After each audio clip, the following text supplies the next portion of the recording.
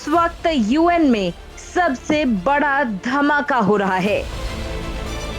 America में मोदी की यात्रा के बाद अब असल तांडव होने वाला है, क्योंकि अब भारत को वीटो पावर का रास्ता पूरी तरह से क्लियर होने वाला है। और ये हम नहीं कह रहे, ये बात तो खुद यूएनजीए के अध्यक्ष ने कही है।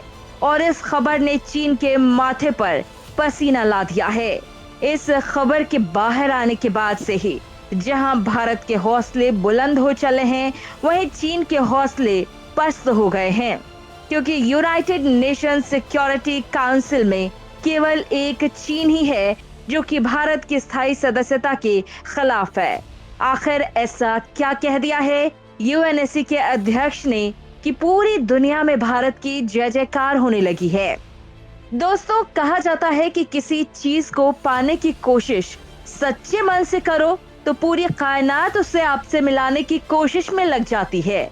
और अब ऐसा ही कुछ हुआ है भारत के साथ। आप सभी जानते हैं कि भारत कितने लंबे समय से यूएनएससी की स्थायी सदस्यता लेने की कोशिश कर रहा है, लेकिन चीन की वजह से आज तक भारत को स्थायी सदस्यता नहीं मिल पा रही है, जिस वजह से हर बार भारत को वीटो पावर मिलने से रह जाता है। लेकिन इस बार कुछ ऐसा हुआ है कि चीन की भी अकल ठिकाने आ चुकी है। असल में संयुक्त राष्ट्र महासभा यूएनजीए के अध्यक्ष कसाबा कोरोसी ने भारत को लेकर एक ऐसा बयान दिया है जिसने पूरी दुनिया में हलचल मचा दी है। उन्होंने कहा कि संयुक्त राष्ट्र सुरक्षा परिषद के सदस्य राज्यों के बीच एक धारणा है कि सुरक्षा परिषद में बेहतर प्रतिनिधियों की आवश्यकता है, जिनमें उन देशों को भी शामिल किया गया है जिनके पास शांति के लिए बड़ी जिम्मेदारी है, लोगों की भलाई की बड़ी जिम्मेदारी है। और निश्चित रूप से भारत उनमें से एक है जो मानता है कि वो दुनिया की भलाई में योगदान दे सकता है। उन्होंने कहा कि जब यूएनएससी बनाया गया था उस समय भारत सबसे बड़े देशों में से नहीं था, लेकिन अब भारत की गिनती दुनिया के सबसे प्रभावशाली देशों में होती है। आज भारत एक शक्तिशाली देश है और ऐसे में भारत को सुरक्षा परिषद का स्थायी सदस्य बनाने के लिए सही समय है। उन्होंने कहा कि यूएनएससी में बहुत ही जल्द सुधार किए जाएंगे। भारत सुरक्षा परिषद के सबसे एक्टिव मेंबर्स में से एक है और भारत हमेशा ही विश्व शांति के लिए चलाए गए मिशन में भाग लेने में सबसे आगे रहता है। इतना ही नहीं, उन्होंने कहा कि भारत जनसंख्या, अर्थव्यवस्था, विज्ञान और प्रौद्योगिकी के मामले में तेजी से बढ़ रहा है। जिस तेजी से भारत विकास कर रहा है, जल्द ही भारत एक महाशक्ति के रूप में पूरे विश्व में उभर कर बाहर निकलेगा। उन्होंने प्रधानमंत्री के बारे में अपनी राय रखी। उन्होंने कहा कि वो प्रधानमंत्री मोदी से मुलाकात कर चुके हैं। यूनाइटेड नेशन के हेडक्वार्टर में योग दिवस के दिन उन्होंने प्रधानमंत्री मोदी से मुलाकात की थी। रणनीतिक सोच रखने वाले एक राष्ट्र की परंपरा को अपने साथ लाने वाले व्यक्ति हैं, ऐसा यूएनजीए के अध्यक्ष ने कहा है। वो ऐसे व्यक्ति हैं जो जानते हैं कि उन्हें भारत को किस दिशा में और किन ऊंचाइयों तक लेकर जाना है। दोस्तों, यूएनजीए के अध्यक्ष के इस बयान से साफ पता चलता है कि भारत को लेकर यूनाइटेड नेशन की सोच किस तरह से बदल रही है और सुरक्षा परिषद में भारत की स्थायी सदस्यता को लेकर अब यूनाइटेड नेशन भी पॉजिटिव होने लगा है।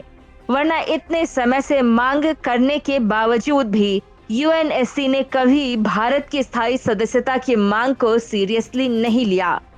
लेकिन इस बार भारत के रवैये को देखकर यूनाइटेड नेशन भी घबरा गया है और उसे समझ आ गया कि भारत को हल्के में लेना ठीक नहीं है। और शायद यूएनजीए के अध्यक्ष का ये बयान इसी बात की ओर संकेत करता है। तो चलिए अब ये देख लेते हैं कि आखिर भारत सुरक्षा परिषद की स्थायी सदस्यता को लेकर इतना सीरियस क्यों है। उसे वीटो पावर मिलने से क्या फायदे होंगे। दोस्तों, यूनाइटेड नेशन की सुरक्षा परिषद में 5 स्थायी सदस्य हैं, अमेरिका, ब्रिटेन, चीन, फ्रांस और रूस।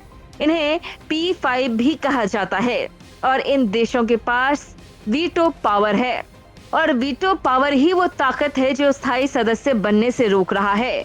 वीटो को नेगेटिव वोट कहा जाता है। वैसे एक लैटिन भाषा का शब्द है जिसका मतलब होता है निषेध करता हूँ। इसमें यूएन के सिक्योरिटी काउंसिल के स्थायी सदस्य अपने एक वोट से किसी भी प्रस्ताव को पारित कर सकते हैं या खारिज कर सकते हैं।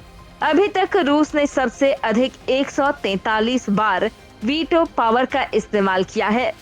असल में अभी यूनाइटेड नेशन के स्थायी सदस्यों में पश्चिमी देशों का वर्चस्व है, लेकिन भारत के इसमें आने से एशिया के देशों का प्रतिनिधित्व भी बढ़ेगा। इसके अलावा एशिया महाद्वीप में चीन के अलावा एक और राजनीतिक महाशक्ति के रूप में भारत उभर कर सामने आएगा। जब भारत एक स्थायी सदस्य होगा तब अंतर्राष्ट्रीय मंचों पर भारत की बात गंभीरता से सुनी भी जाएगी। जब भारत सुरक्षा परिषद में होगा तो चीन अपनी मनमानी नहीं कर पाएगा, क्योंकि अक्सर चीन अपने लाभ के लिए एशिया के हक में लिए गए फैसलों का भी विरोध करता है, और इसका सबसे बड़ा उदाहरण है पाकिस्तान। जी हाँ, पाकिस्तान भले ही सुरक्षा परिषद का सदस्य ना हो, लेकिन जब भी उसके खिलाफ कोई फैसला लेने की बात आती है, उसका सरपरस्त चीन वहां उसकी तरफ से वोट करता है।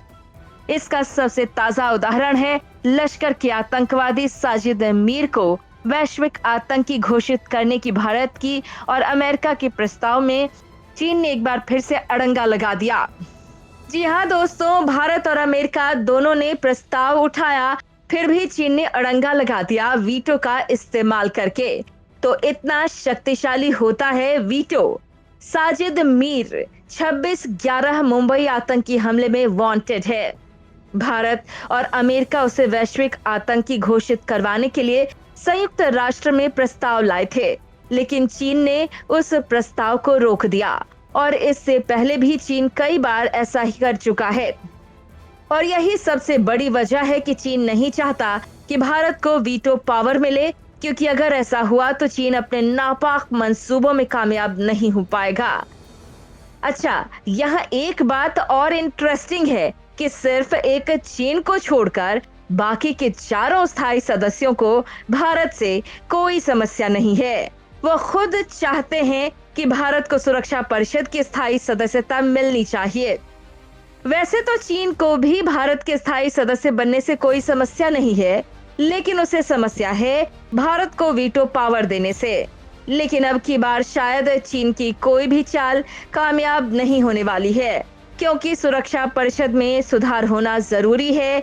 ये बात अब यूएनएससी खुद भी मानने लगा है, और यूएनजीए के अध्यक्ष ने भी अपनी घोषणा में, अपने भाषण में इस बात को साफ कर दिया है कि भारत को स्थायी सदस्यता दी जानी चाहिए। असल में यूनाइटेड नेशन में हो रहे सुधारों में भी भारत की बड़ी भूमिका है। भारत यूनाइटेड नेशंस के सभी शांति मिशन में बढ़ चढ़कर हिस्सा लेता है, और तो और यूनाइटेड नेशंस में जितनी मदद भारत की तरफ से मिलती है उतनी कहीं से नहीं मिलती। यूनाइटेड नेशंस की शांति सेना में सबसे ज्यादा सैनिक भारत के हैं, और तो और भारत को 100 से ज्यादा देशों का समर्थन भी प्राप्त है। इसीलिए यूनाइटेड नेशन में भारत की दावेदारी काफी पक्की हो जाती है। इसीलिए अब देखना ये होगा कि यूनाइटेड नेशन कब तक भारत के दावे को नकार पाएगा, क्योंकि इस बार भारत की दावेदारी काफी मजबूत है। यहाँ तक कि भारत ने तो ये भी कह दिया था कि अगर उसे स्थायी सदस्यता नहीं दी गई तो वो यूनाइटेड नेशन ही छोड़ देगा। और भारत की इस तरह के दावों की वजह से अब यूनाइटेड नेशन भी समझ गया है कि इस बार भारत को बातों से बहलाना मुमकिन नहीं होगा। इसलिए वो भी भारत को स्थायी सदस्यता देने के बारे में सोचने लगा है। तो दोस्तों, आपको क्या लगता है कि इस बार भारत को वीटो पावर मिल पाएगी, या इस बार भी भारत को केवल बातों से ही बहला दिया जाएगा? अपने विचार हमें कमेंट सेक्शन में जरूर बताएं।